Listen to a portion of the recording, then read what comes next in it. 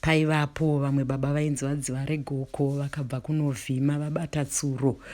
Ndokuya vachifara, ndokusvikoona Masivanda akafara akatanga kutenda. Maita basa Save, Dziva, Sambiri Uganda Gobvu, vagari vemumvura. Zvikanzi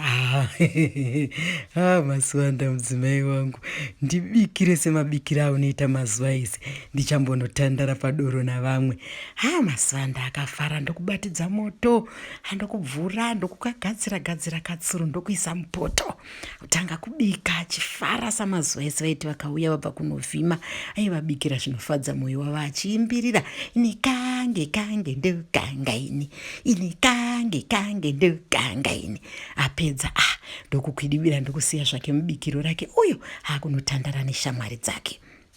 Imbwa yavo yabva yapinda mumba yanzwa kunhuhwirira, ndokutanga kudya nyama iya iri mupoto, kamwana kavo kabva kasvika, ndokuona imbwa iri kudya nyama, kanzi uri kuba nyama yaamai. Ndokutanga kudzingira imbwa iya yakavhunduka, ndokutanga kumhanya.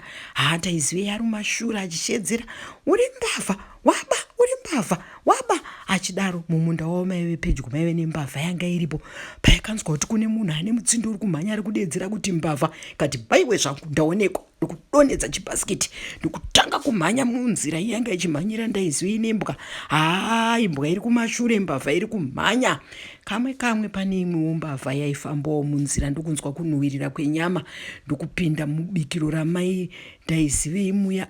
Ndokutora nyama ndokudya, ari kudya ndokunzwa mutsindo, ndokubuda achimhanya. Izvo ndimai ndaizive vanga vasvika. Mai ndaizive vanopinda mukicheni vanoona aizvi poto isisina chinhu.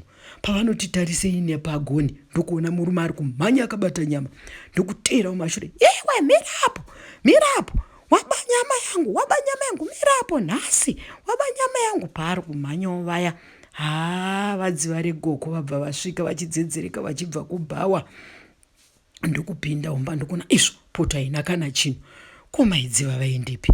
Pavanodongorera kudai vanoona Masivanda ari kumhanya, ivo mumashure.